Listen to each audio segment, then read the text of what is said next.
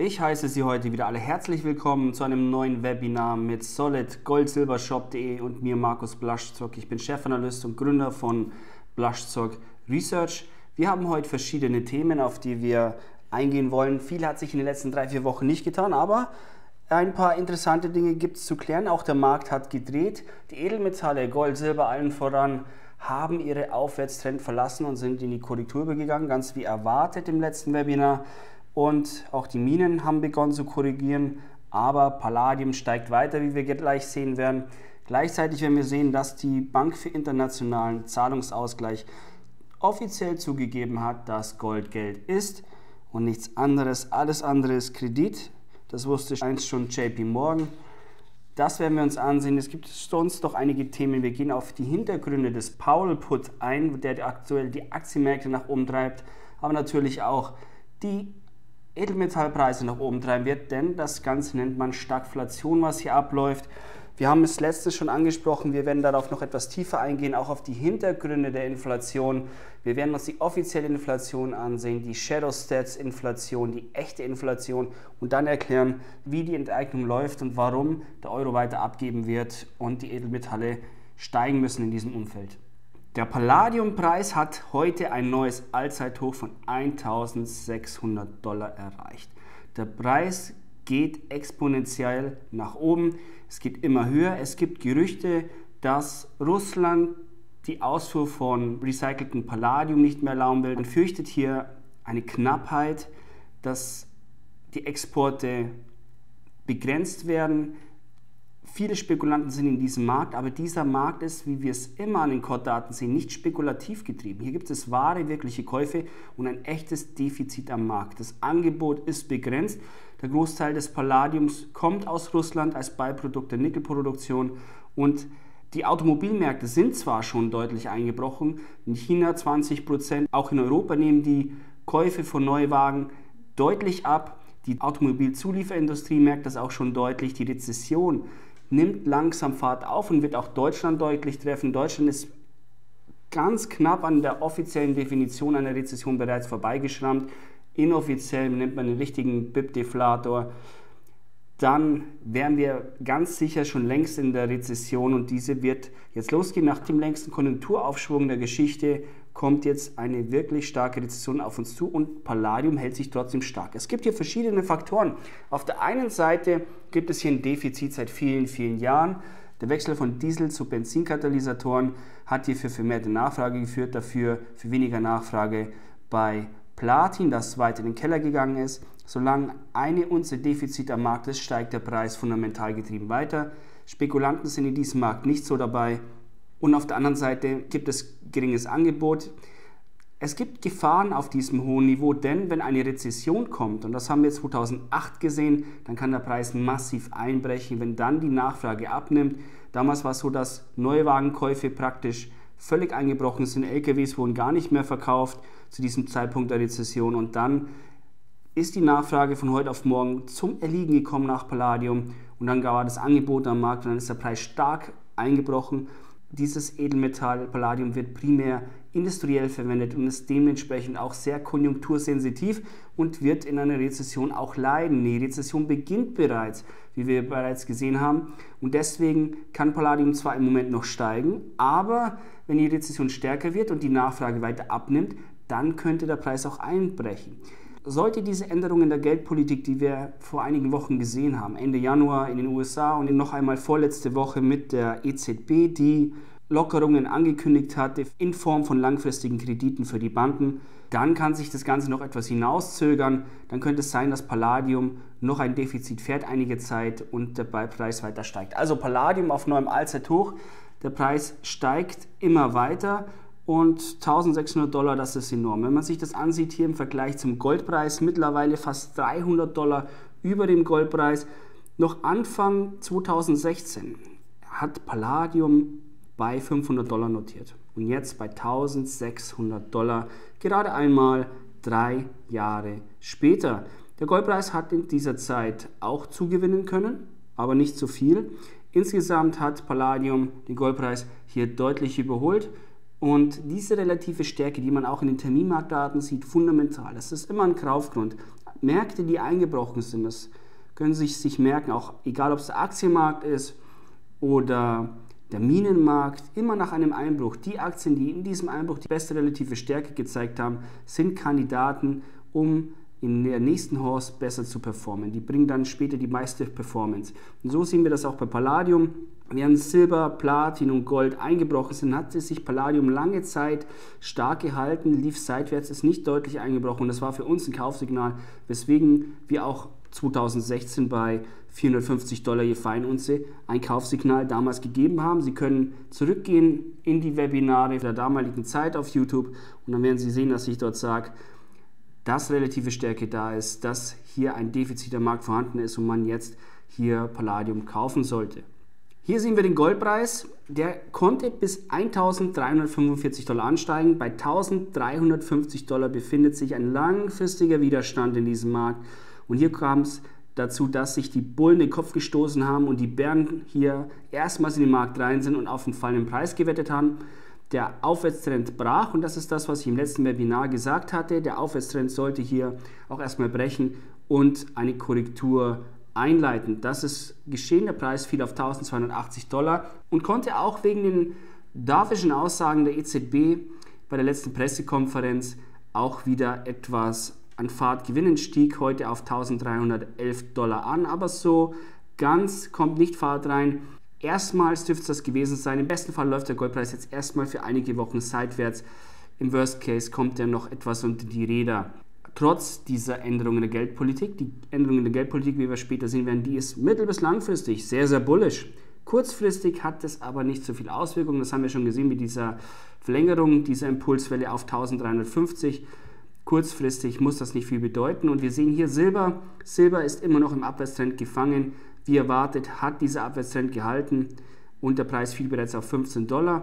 Hier hat die Unterstützung jetzt kurzfristig gehalten, es kam zu einer Gegenbewegung, aber es gibt hier immer noch ein Überangebot in diesem Markt. Wir sehen hier genau das Gegenteil wie beim Palladium. Hier gibt es im Moment mehr Silber, wird produziert am Markt als Beiprodukt, als nachgefragt wird seitens der Industrie und der Investmentnachfrage oder für Schmuckzwecke. Und dementsprechend ist Silber hier unten am Boden. Aber wenn Gold jetzt in diesem Jahr die Trendwende vollziehen wird, im nächsten Jahr wahrscheinlich ausbrechen wird, wenn der Goldpreis dann über die $1.350 drüber geht, dann wird auch Silber nachziehen. Und der Silbermarkt ist sehr, sehr eng. Und dann, wenn da ein bisschen Nachfrage reinkommt, dann kann der Preis ganz, ganz schnell explodieren. Und das ist das, worauf viele eben wetten. Der amerikanische Aktienmarkt konnte sich zurückkämpfen auf bullische Niveaus. Der S&P 500 als auch der Dow Jones haben Mehrmonatshochs erreicht. Wir hatten im letzten Jahr Oktober hier einen massiven Einbruch gesehen. Damals ist Powell schon zurückgerudert. Zuerst sagte er, dass man weiter tapern und Zinsen anheben wolle, wie es geplant ist und alles in Automodus fährt. Nachdem dann der Dow Jones daraufhin einbrach, dann ist er ganz schnell zurückgerudert und zuletzt war es dann auch so Ende Januar, nachdem die Märkte eingebrochen und sich wieder erholt hatten, etwas, dass er dann gesagt hat, QT wird beendet, wahrscheinlich in diesem Jahr. Viele rechnen damit, dass es im dritten Quartal sein wird und die Zinsen werden nicht mehr angehoben. Ein diametraler Wechsel in der Geldpolitik. Und das ist enorm. Das hat allen gezeigt, im Smart Money da draußen, dass der Powell-Put wieder im Markt ist. Das heißt, die Notenbanken werden nicht zulassen, dass die Märkte crashen können wie im Jahr 2008. Diese Aussage ist draußen, auch diese Ankündigung seitens der EZB, dass man weiter den Banken helfen wird mit neuen langfristigen Krediten. Das ist ein Offenbarungseid der Hilflosigkeit und der nackten Angst, der Panik in den Gesichtern der Notenbanker, die sie hier Angst haben, dass wenn sie nur ein bisschen mit den Zinsen nach oben gehen oder kein Geld mehr den Märkten zur Verfügung stellen, dass diese sofort zusammenbrechen und eine Rezession auslösen. Und deswegen sind sich smarte Investoren einig, der Powell-Put ist wieder aktiv und die Märkte können gar nicht mehr fallen. Ich sage seit 2 Jahren, dass die Notenbanken, sobald Rezession auftreten wird, früher oder später in die Märkte eingreifen werden, dann neue QE-Programme an den Start bringen werden, um dann die Märkte zu unterstützen, die Banken zu retten, die Staaten zu retten, das ist das primäre Ziel, die Banken zu retten. Und dann wird sich das ausspielen wie in den 70er Jahren, ein stagflationäres Szenario. Die Rezession wird sich real dennoch ausspielen, da führt kein Weg dran vorbei. Fehlallokationen in diesen Märkten müssen bereinigt werden, aber dann im Umfeld einer höheren Inflation und steigenden Zinsen, das ist natürlich nochmal Gift für die Aktienmärkte, diese werden real einbrechen, 80, 90, 95%. Nominal werden Sie auf dem Konto nichts verlieren. Da bleiben 100.000 Euro in 10 Jahren immer noch das Gleiche. Aber mit diesen 100.000 Euro können Sie vielleicht nur noch 5 oder 10% von dem kaufen, was Sie vor 10 Jahren davor kaufen konnten. Und das ist das Gefährliche, die nominale Illusion am Markt durch die Inflation, die die meisten Menschen nicht erkennen. Weder Investoren noch der kleine Bürger auf der Straße, der nicht sieht, dass er Jahr um Jahr bestohlen wird. Wir sahen es eben, die USA hatte eben ihre Änderungen in der Geldpolitik wie eben besprochen. Die China hatte zusätzlich Geld in die Märkte gepumpt und das Bankensystem unterstützt. Man hat dort den Mindestreservesatz nochmals gesenkt. Das chinesische Bankensystem ist das meistgehebelte auf der Welt. Und hier gibt es viele Probleme. Viele glauben, China ist ein Musterbeispiel dafür, wie eine Wirtschaft laufen sollte, aber die machen all die gleichen Fehler wie in alle anderen Emerging Markets, sich hochverschulden, die ballern das Geld raus, das besser nicht geht, die pumpen Geld in die Wirtschaft, das gedruckt wird auf Pump und es geht nicht ewig gut. Sie haben zwar durch die Umstellung von Planwirtschaft auf teilweise freie Marktwirtschaft sehr viel Wachstum erzeugt, aber es ist immer noch zu viel Planwirtschaft da und sie sind langfristig nicht konkurrenzfähig mit wirklich freien Märkten im Westen, die es in Europa nicht mehr gibt, aber immerhin noch in den USA mit Trump, mit Steuersenkungen und dergleichen Deregulierungen. Dagegen werden sie ein Problem haben. In Europa eben keine Leitzinsanhebungen 2019 und langfristige Kredite für die Banken, aber die italienischen Banken haben bereits Probleme. Deutschland droht in eine Rezession abzugleiten und ganz Europa ist auch hier nur eine Frage der Zeit. Wahrscheinlich noch nicht in diesem Jahr, nachdem jetzt die Geldpolitik so eingegriffen hat, sondern im nächsten Jahr wird es dann soweit sein, dass trotz dieser erstmaligen Maßnahmen dann trotzdem die Rezession ausbricht und Panik aufkommt und dann wird man zum Drucken anfangen. Und das ist dann das Signal, wo dann jeder wirklich in Gold reingeht und kauft. Aber die smarten Investoren haben das schon verstanden, dass das Kaufsignal ist. Und das kann man auch jetzt hier verstehen mit der Commerzbank und der Deutschen Bank. Sie kennen, Finanzminister Olaf Scholz hat der Deutschen Bank und Commerzbank angeraten zu fusionieren. Die Commerzbank ist immer noch eine teilstaatliche Bank, 15% der Anteile liegen beim Bund und das wegen der Finanz- und Wirtschaftskrise 2008. Damals hat man diese Bank gerettet, davor gab es ja die Fusion mit der Dresdner Bank. Und jetzt, die Deutsche Bank ist eine der systemrelevantesten Banken in der ganzen Welt, vielleicht sogar die systemrelevanteste Bank. Und wenn die über den Jordan geht, dann bedeutet das eine Krise wie 2008. Deutsche Bank wäre dann wie Lehman Brothers und das will man verhindern. Man hat im Moment kein Geld und man kann es nach außen nicht verkaufen, dass die Bank eigentlich pleite ist. Ja, was macht man? Man fusioniert einfach mit einer Bank, die schon in Staatsbesitz ist und damit ist die dann auch irgendwie verstaatlicht gleich. Ein kluger, cleverer Schachzug und ich glaube auch deshalb, dass es dazu kommen wird, denn damit schlägt man 2 Fliegen mit einer Klappe, ohne dass man hier offiziell eine Bank retten muss. So kauft sich der Staat einfach hintenrum in diese Bank ein und kann zugreifen. Für Kontobesitzer von Commerzbank und Deutsche Bank heißt das, denn ihr Geld ist sicher, denn der Steuerzahler bürgt dafür. Also too big to fail. Das heißt, Konten sind besonders bei dieser Bank sicher im Moment. Aber man sieht auch, dass die Regierungen hier schon wieder Gewehr bei Fuß stehen. Auch die Notenbanken, die haben richtig, richtig Angst, nackte Angst. Und das sieht man hier auch an Draghis Gesicht, wie er Angst hat. Das war aus einer Pressekonferenz im vorletzten Jahr. Und wenn der Leitzins in Europa eben bei 0 ist und die Leitzinsen in den USA bei 2,5%, dementsprechend auch die Marktzinsen für 10-Jährige in den USA deutlich höher sind, dann führt das dazu, dass der Spread der 10-jährigen Anleihenrenditen aus Deutschland und den USA immer weiter fällt. Und wenn die Zinsen in den USA höher sind, dann fließt auch das Kapital in die USA.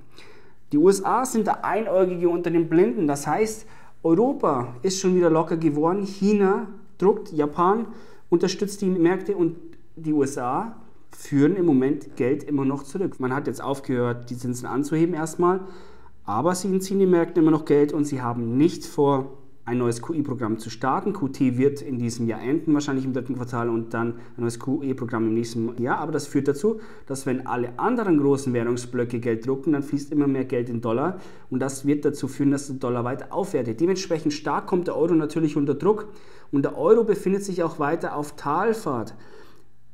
Nach der Pressekonferenz von Draghi vor einer Woche ist der Euro sogar unter 1,13 gefallen, fast bis auf 1,12. Und wäre fast durchgerutscht. es ist nicht mehr viel, es fehlt nicht mehr viel und der Euro rutscht auf 1,05 zum US-Dollar. Und ich glaube, das steht bevor, es dauert nicht mehr lange. Die europäische Wirtschaft ist nicht konkurrenzfähig im Vergleich zu den USA. Zu viel Regulierung, zu hohe Steuern, zu viele Probleme in Europa, geschaffen durch die Politik, sorgen dafür, dass die Wettbewerbsfähigkeit hier ungeheuer abnimmt, während die Deregulierung und die Steuersenkung in den USA zu einer neuen Konjunkturblüte führt, beziehungsweise zu realem Wachstum, einer Reindustrialisierung und dementsprechend kann der Dollar davon profitieren. Also schreiben Sie den Dollar noch nicht ab. Im Gegenteil, ich glaube, dass es hier weitergeht und Sie sehen hier die Kaufkraft des Euro, des US-Dollar, aber auch des Schweizer Franken hat in den letzten beiden Jahrzehnten deutlich abgenommen und der Euro hat nur noch eine Kaufkraft von 22 Cent im Vergleich zum Jahr 2000 und das ist wirklich wenig. Also hier hat der Euro 78% an Wert verloren.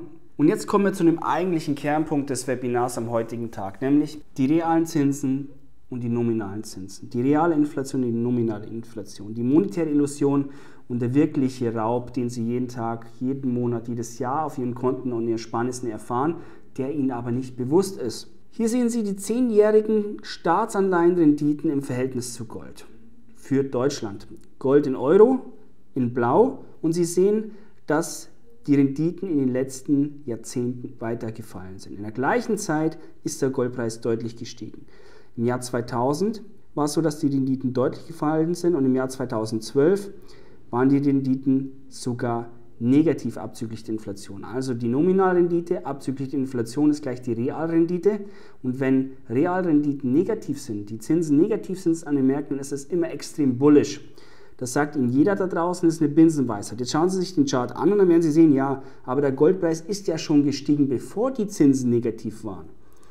Aha, das ist einerseits richtig, wenn man die offiziellen Daten nimmt. Nimmt man die inoffiziellen Daten, dann werden Sie jetzt gleich sehen, dass der Goldpreis ganz genau dann gestiegen ist, wenn die Zinsen real in den Keller gingen. Und das sehen wir hier an dem nächsten Chart, sehen wir beispielsweise den Konsumentenpreisindex in den USA. Nämlich die goldene Linie, das sind die offiziellen Konsumentenpreisdaten anhand des CPI.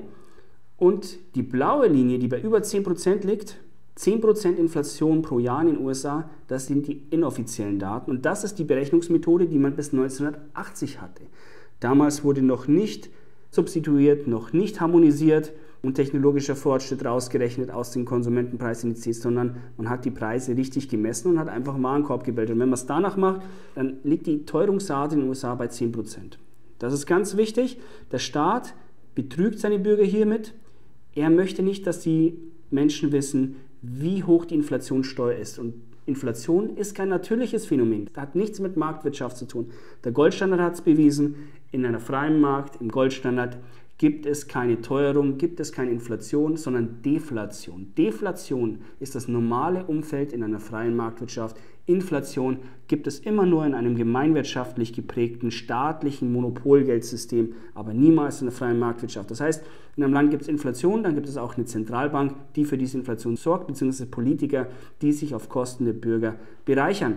So, und wenn man jetzt die 10-jährigen Renditen nimmt und die reale Inflation abzieht, dann kommt man nämlich auf ganz andere Daten. Und hier in diesem Chart sehen Sie in der oberen Linie einmal die 10-jährigen Zinsen für Staatsanleihen in den USA, dann die realen Zinsen abzüglich der offiziellen Inflation und dann die realen Zinsen in den USA abzüglich der inoffiziellen Inflation und diese ist dann deutlich negativ im Bereich von 7% minus. Und wenn Sie dann genau hinschauen, dann sehen Sie, dass zum Jahr 2000 bereits die Zinsen real negativ waren und Sparer abgefischt wurden. Eigentlich seit 1980, seitdem man diesen Warenkorb geändert hat und die Inflation ausgeweitet hat, ist das Ganze immer weiter auseinandergegangen, sind die Realzinsen stärker gefallen, man hat die Gelddruckerpresse immer schneller laufen lassen, Kredite weiter erweitert im Bankensystem, ohne dass es die Menschen gemerkt haben. Das ist hier kreative Statistik. Traue nie einer Statistik, die du nicht selbst gefälscht hast. Und das trifft dir zu. Und jetzt sehen wir uns diesen Chart nochmal plus Goldpreis an. Und dann sehen Sie, sobald die Zinsen hier negativ wurden im Jahr 2000, ist der Goldpreis in den Himmel gegangen. Und das ist nämlich die Inflation. Der Unterschied zwischen den nominalen Zinsen und den Realzinsen ist die Inflation, die Ausweitung der Geldmenge, die Abwertung des Dollars praktisch und das sorgt natürlich dafür, dass der Goldpreis steigt. Und jetzt sehen Sie plötzlich auch hier eine extreme positive Korrelation zwischen Negativzinsen und Goldpreis. Man muss nur die richtigen Daten nehmen und die Daten richtig lesen und die Märkte verstehen, um dann auch die Korrelation zu sehen und dann ist das positiv. Sie sehen das hier auch in den 70er Jahren, als man den Goldstandard aufgelöst hatte, damals auch real massive Negativzinsen. Damals gab es nur diesen einen Preisindex, das ist auch der so negative Zinsen anzeigt. Und damals ist der Goldpreis angestiegen, aber auch in den 80er Jahren waren die Zinsen wieder stark negativ und da ist er damals explodiert und das sehen wir jetzt hier wieder und die Zinsen sind weiterhin negativ. Das sagt uns, dass sich hier im Hintergrund massives Potenzial aufbaut.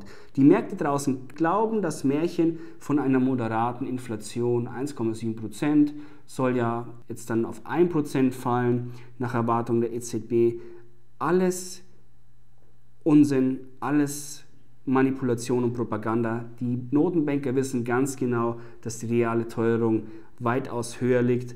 Eigentlich in einer freien Marktwirtschaft müsste man jährlich 2% Deflation haben und jeder müsste sich mit den Ersparnissen auf seinem Sparbuch jedes Jahr 2% mehr kaufen können, weil der technologische Fortschritt einfach dafür sorgt, dass die Produkte jedes Jahr 2% günstiger werden.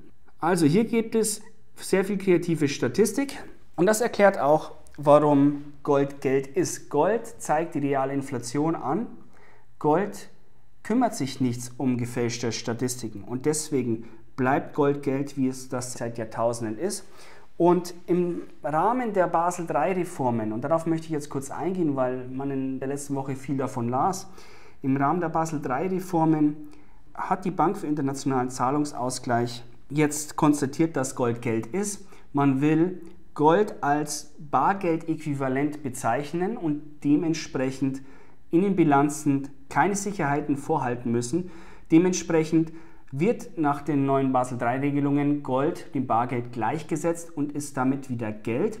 Nach 50 Jahren Krieg gegen dieses barbarische Relikt ist das ein Offenbarungseid der Notenbanker, dass ihr ganzes künstliches staatliches Geldsystem nichts wert ist und Gold Geld ist und das stärkste Währung der Welt ist.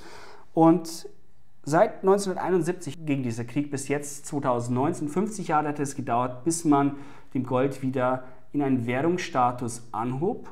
Und das geschieht jetzt offiziell, aber eigentlich ungewollt, denn man führt den Krieg gegen das Gold unvermindert. Man hat jetzt in den letzten Tagen sehr viel davon gelesen, dass mit der Einführung dieser neuen Vorschriften zum Ende des Monats März dann ein neuer Goldstandard eingeführt würde, heimlich über die Hintertür. Das ist natürlich Unsinn. Es handelt sich hier allein um eine Definitionssache, damit man keine Sicherheiten halten muss bei der Bank und das war's. Aber es ist eben ein Zugeständnis an das Gold, dass es Geld ist und das hat man 50 Jahre lang nicht mehr gemacht und das ist ein Zeichen dafür, dass sich hier viel tut, dass man die Inflation nicht mehr aufhalten kann, dass das Fiat-Money-Geldsystem gescheitert ist. Also wenn Sie hören, neuer Goldstandard und so weiter ab Ende März, es handelt sich hier nur um Clickbait, Aufmerksamkeit und man möchte hier manipulieren, um Sie auf die Homepage zu bringen. Das war's schon. Auch wenn jetzt der Aktienmarkt gestützt wird durch den Powell Put, bedeutet das nicht, dass die Aktienmärkte real nicht fallen werden. Wir haben in dem letzten Webinar sind wir darauf eingegangen, dass das Dow-Gold-Ratio fallen wird und das wird auch weiterhin so sein. Also keine Sorge, die Aktienmärkte werden in den nächsten 10 Jahren nicht die ideale Anlageklasse sein. Real werden die Aktienmärkte einbrechen, Gold und Silber werden stärker performen und inflationsbereinigt genauso wie in den 70er Jahren werden Sie sehen, dass Sie am Ende des Tages am Aktienmarkt alles verlieren werden. Das ist ganz klar, wenn die Zinsen an den Märkten steigen, inflationsbedingt, nicht aufgrund von hoher Kreditnachfrage, sondern inflationsbedingt, meinetwegen auf 10-20%, wie es auch in den 70er Jahren war, nach kreativer Statistik vielleicht auf 10%, aber das reicht aus, um alle Fehlallokationen in der Wirtschaft, die durch die geldmengeninduzierte Blase in den Märkten entstanden, zum Bankrott zu bringen und hier eine massive reale Rezession auszulösen. Man möchte das natürlich sozialistisch, gemeinwirtschaftlich alles unter den Teppich kehren. Potemkische Dörfer, alles schön malen, schön zeichnen, ist natürlich Unsinn. Hier ist gar nichts mehr schön in Europa, in den USA auch nicht, auf der Welt. Wir stehen hier vor einer neuen Währungs- und Wirtschaftskrise nach 10 Jahren geldmengeninduzierten Konjunkturaufschwung, dem längsten in der Geschichte und der längsten Horse in der Geschichte. Ist es einfach logisch und konsequent, dass diese Blase früher oder später platzt. Diese Blase haben die Notenbanken aufgeblasen, die haben die Märkte 2008 nicht korrigieren lassen, nicht im Jahr 2000 bis 2003, da hat man dann auch vieles verhindert nach dem Platzen der Dotcom-Bubble. Man möchte nicht die Rezession zulassen und das Zerbrechen der Eurozone und des Euros riskieren, die einfach in der freien Marktwirtschaft nicht überlebensfähig wären. Und deswegen muss man ständig eingreifen. Man muss die fehlgeleiteten Staatseingriffe wieder reparieren. Und das führt letztlich dazu, dass der Steuerzahler dafür zahlt. Der merkt es aber nicht, denn nominal ist ja das Gleiche auf dem Konto und eine Inflationssteuer fällt nicht sofort auf. Man weiß zwar, dass die Preise steigen, aber man ändert die Statistiken und dann geht man in den Supermarkt und sagt, jetzt ist alles teurer geworden und dann schickt man die Bürger noch auf die Straße gegen zu hohe Mieten und böse Konzerne, die ja die Preise anheben würden. Aber die können gar nichts dafür. Die Mieten sind nicht hoch und steigen nicht, weil die Vermieter jetzt gierig geworden wären, sondern nur, weil der Staat Inflation erzeugt. Und Inflation ist eine Steuer, sie ist kein natürliches Phänomen, sie ist eine Steuer über die Hintertür, um alle Bürger zu enteignen, besonders die kleinen Leute, die nicht mehr in der Lage sind, Kapital aufzubauen und Ersparnisse aufzubauen, mit denen sie eigenverantwortlich für das Alter vorsorgen können. Und das ist die unsozialste Politik, die man sich nur vorstellen kann. Kommen wir zur technischen Analyse heute schon. Werfen wir einen Blick erst auf den Terminmarkt für Gold. Dieser ist immer noch im neutralen bis leicht bärischen Bereich. Wahrscheinlich wird diese Korrektur noch etwas andauern und sich der Terminmarkt erstmal bereinigen müssen, bevor es weiter nach oben gehen kann.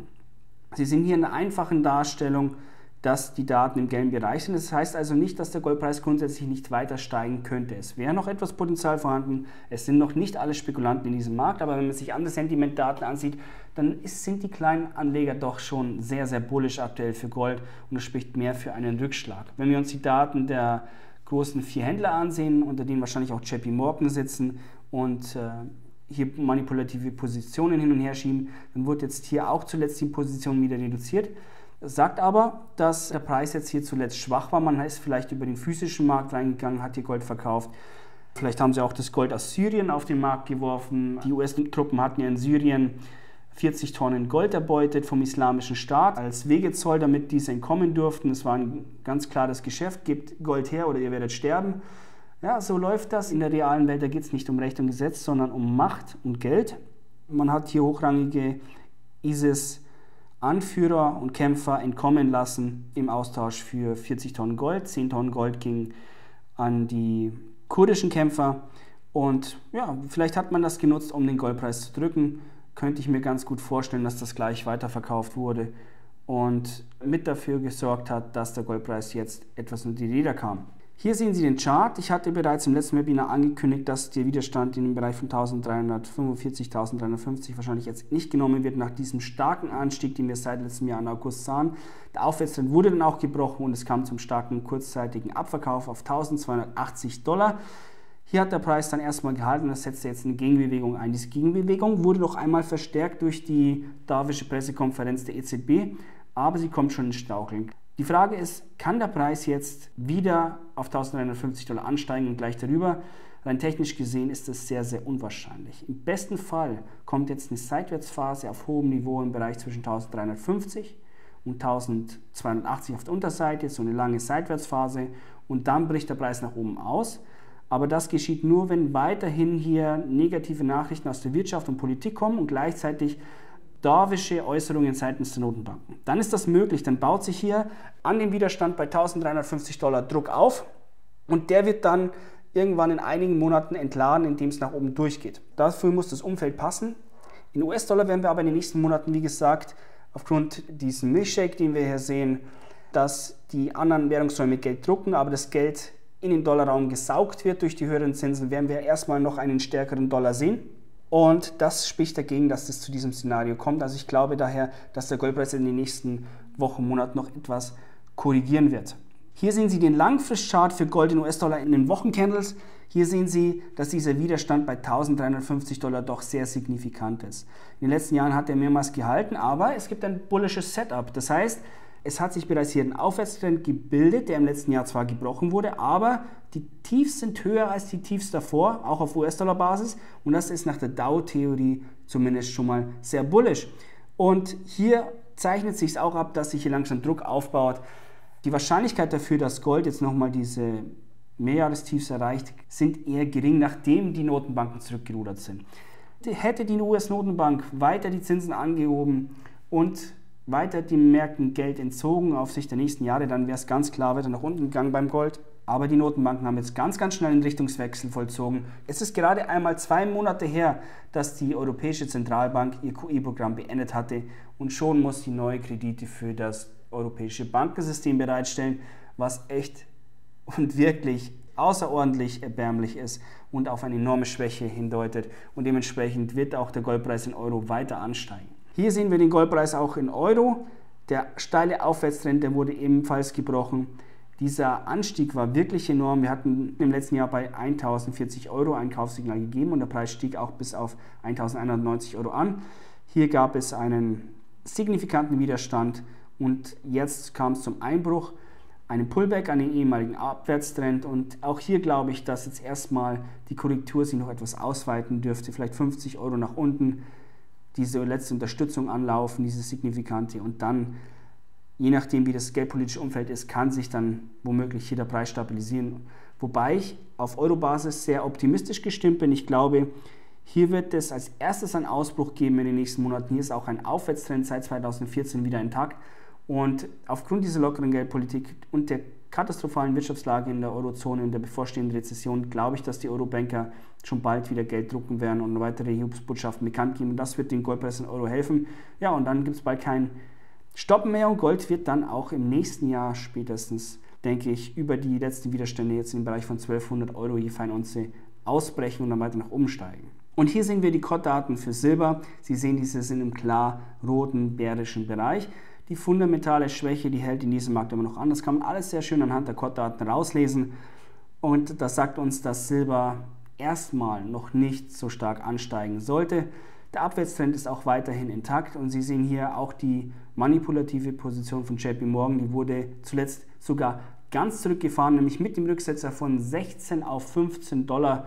Die Schwäche war so ausgeprägt, dass man in diesem Preisrückgang sogar alle nackten Shorts eindecken konnte und die manipulative Position komplett zurückgefahren hat. Das bedeutet, dass es nur in einem fundamental wirklich schwachen Markt möglich ist. Hängt damit zusammen, dass die Rezession bereits um sich greift, die industrielle Nachfrage nach Silber lässt bereits nach, aber es ist noch keine neue Investmentnachfrage vorhanden, denn die Märkte sind noch nicht aufgewacht und haben realisiert, dass es Inflation gibt. Panik ist noch nicht da, man sucht noch nicht einen sicheren Hafen. Es ist natürlich eine kurzfristig ganz negative Kombination für Silber. Langfristig ändert das aber nichts daran. Silber ist enorm günstig und smarte Investoren kaufen jetzt. Silber wird das Edelmetall sein, das hier Spekulanten einen enormen Profit bringen kann, nicht nur nominalen Schutz, sondern auch realen Gewinn.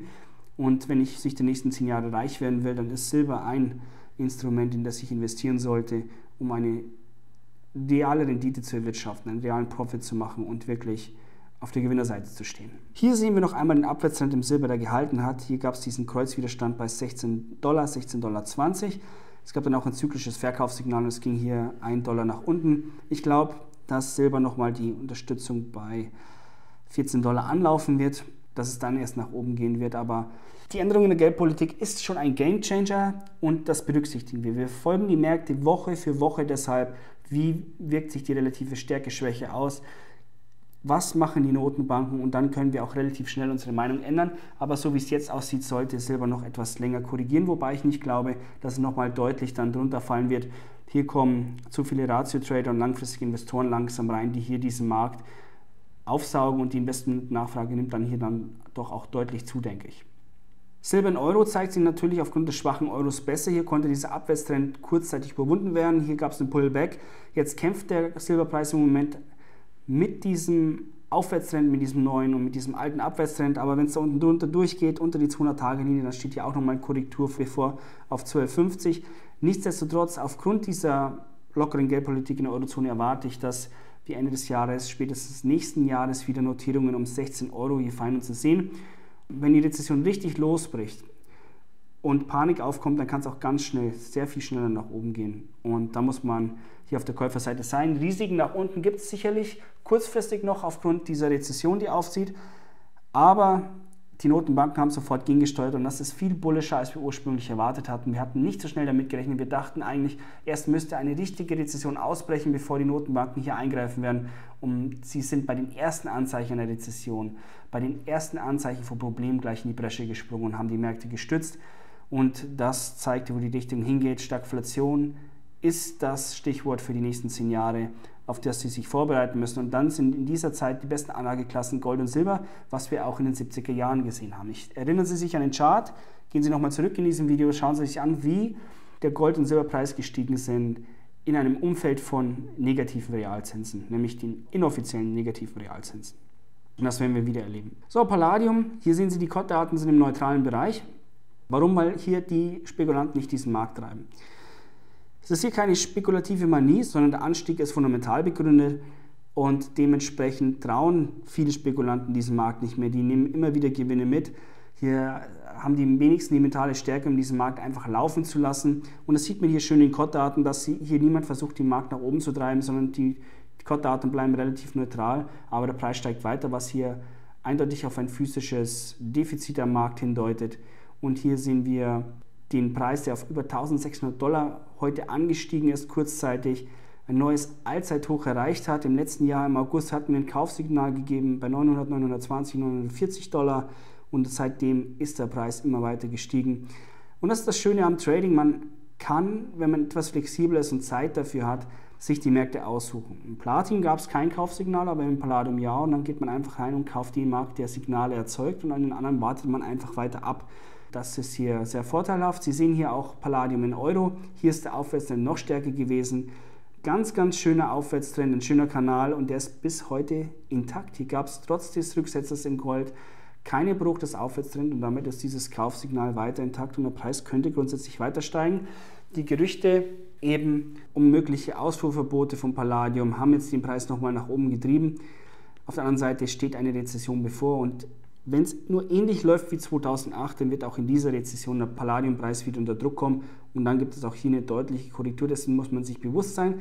Das Chance-Risiko-Verhältnis ist jetzt im Angesicht einer Rezession nicht mehr so gut, wie es noch letzten Sommer war. Eins sei noch gesagt, langfristig ist es natürlich auch ein Edelmetall, das grundsätzlichen Inflationsschutz bietet.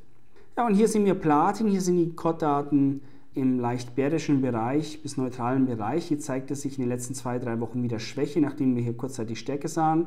Der Widerstand bei $880 hier vereinunzt hat jetzt zum zweiten Mal gehalten, aber die Hochs sind im Moment höher und es kommt etwas Nachfrage rein. Nach Einschätzung des World Platin Council wird es in diesem Jahr ein Überangebot von 650.000 Unzen geben. Das ist doch enorm und es sollte weiter auf den Preis drücken. Auf der anderen Seite sehen wir jetzt in den letzten Wochen ab und zu immer mal wieder relative Stärke und ich denke, das ist erhöhte Investmentnachfrage, die hier kurzzeitig immer aufkommt. Der Preis ist historisch günstig für Platin und dementsprechend eine Spekulation wert. Nicht auf Sicht von Monaten oder von 1-2 Jahren, sondern auf Sicht von einer Dekade. Wer unterbewertete Assets zu Zeitpunkten kauft, wo sie keiner haben will, der macht in der Regel auch Profit. Das heißt Immobilien, Aktien. Man muss dann, wenn Panik an den Märkten herrscht, muss man reingreifen und im Moment ist das Platin, das im Moment keiner haben will. Hier wird es zur Substitution kommen in der Industrie. Unternehmen, die bis jetzt Palladium verwendet hatten, die werden auf günstigere Metalle zurückgreifen und das ist dann eben Platin und werden das dann ersetzen, das Palladium durch Platin, und dann wird es hier mehr Nachfrage geben. Solche Substitutionsprozesse, die finden nicht von heute auf morgen statt, aber auf Sicht von Monaten und Jahren, und die haben dann auch eine längere Dauer. Und dementsprechend wird hier wieder Nachfrage reinkommen, auch Investmentnachfrage. Und sollte es dann irgendwann mal Probleme in Südafrika geben, dann kann der Platinpreis sehr stark steigen. Das Risiko ist also in diesem Markt begrenzt. Auf der Unterseite, da dürfte nicht mehr so viel passieren, aber die Chance auf Sicht der nächsten 10 Jahre ist enorm hoch und das sollte man berücksichtigen. Wer als physischer Investor hier ein paar Unzen mit ins Depot legt, der ist, denke ich, ganz smart. Hier sehen wir die Bodenbildung im Platin in Euro. Hier konnte der Abwärtstrend verlassen werden. Auch ein Pullback zeigte sich positiv. Es hat sich ein neuer Aufwärtstrend gebildet. Ob es jetzt das schon war, weiß ich nicht. Sollte dieser Aufwärtstrend brechen, dann kann es nochmal ein Stück nach unten gehen. Aber dieser Chart ist konstruktiver und liegt daran, dass es eben einen schwachen Euro gibt und dieser wird schwächer bleiben. Also gerade für Euro-Investoren scheint Platin auf diesem Niveau sehr interessant zu sein, da der Euro auch schwächer wird und Platin wird dementsprechend profitieren können. Die Minen hatten genau die Widerstände erreicht, die ich im letzten Webinar erwartet hatte und angezeigt hatte. Das waren 80 bis 82 Punkte im XAU. Dieser letzte Anstieg, der kam noch. Und dann sagte ich, dann soll es das eigentlich gewesen sein und eine Korrektur sollte einsetzen. Die trat auch ein. Wir haben mittlerweile zyklische Verkaufsindikatoren. Der Widerstand bei 82 Punkten hat also gehalten. Und es ist jetzt wahrscheinlich, dass der Preis über die nächsten Wochen erstmal korrigieren wird, beziehungsweise seitwärts laufen wird, bevor es dann oben nach oben weitergeht. Dass der Preis jetzt kurzfristig ansteigen kann und darüber ausbricht, ist eher unwahrscheinlich. Man kann es nicht ausschließen, aber ich würde im Moment jetzt nicht darauf wetten. Und hier haben wir als letzten Chart noch den HUI Goldminindex, der hat auch exakt das Ziel erreicht, ich sagte 180 bis 185 Punkte. Das wurde hier angedippt, danach ging es nach unten. Und auch hier steht eine Korrektur bevor, wenn Gold weiter korrigiert. Das ist natürlich die Prämisse dafür. Würde jetzt Gold beispielsweise jetzt schon über $1.350 ansteigen, ja, dann wäre das Kaufsignal schlechthin. Dann würden auch die Minen sofort durch die Decke gehen. Nur glaube ich das noch nicht zum aktuellen Zeitpunkt. Nichtsdestotrotz, wir reden hier immer noch von Gold in US-Dollar. Gold in Euro sieht ganz anders aus. Der Euro ist eben eine schwache Währung. Sie hat bereits über 75% an Wert verloren seit dem Jahr 2000 und die große Inflation, die steht erst noch bevor. Die Notenbanker sind bereits wieder davor zu drucken und dementsprechend sollte man als physischer Investor auch eher auf den Goldpreis und Silberpreis in Euro achten und in diesem Umfeld sind die Preise jetzt sehr günstig und bieten eine Kaufchance. Man sollte sich absichern. Keine Rente ist in diesem Geldsystem sicher, keine Pension und Rentenanwartschaft wird Ihnen Sicherheit geben und dementsprechend muss man selbst eigenverantwortlich fürs Alter vorsorgen. Für Ihre Familie kümmern Sie sich darum, investieren Sie zumindest einen Teil Ihres Vermögens in Edelmetalle. Ein kurzer Hinweis auf unsere Solid Edelmetall App, die Sie im Android Store bekommen oder auch bei Google Play. Über diese können Sie alle aktuellen Kurse zu den Edelmetallen und den Ratios immer sofort aktuell abrufen und haben Sie in Ihrer Hosentasche. Gleichzeitig, wenn Sie bei uns ein Konto haben, können Sie darüber Edelmetalle erwerben und hin und her schieben zwischen den einzelnen Kategorien. Das ist sehr komfortabel. Sie können also so eine Art Trading darüber machen. Schauen Sie sich es einfach mal an, laden Sie es runter, installieren Sie es und probieren Sie es aus. Wir wurden mehrere Jahre in Folge von Focus Money zu einem der besten Edelmetallhändler Deutschlands gewählt, in einigen Kategorien sogar zum besten. Und das führen wir sofort. Wir sind weiterhin sehr innovativ und wir freuen uns, wenn Sie uns besuchen kommen oder bei uns kaufen. Vielleicht auch bei uns in unserer Filiale in Mainz. Unsere Mitarbeiter dort freuen sich auf Ihren Besuch. Wir haben ein breites Produktspektrum. Sie können online bestellen oder eben auch kostengünstig in der Filiale. Wir freuen uns drauf. Wir haben sogar einen Drive-In-Schalter dort. Das nächste Live-Webinar, das gibt es dann im nächsten Monat am 16. April 2019. Ich hoffe, dass bis dahin sich die Märkte positiv entwickeln werden. Ich freue mich schon auf das nächste Live-Webinar mit Ihnen. Machen Sie es gut bis dahin. Bis zum nächsten Mal.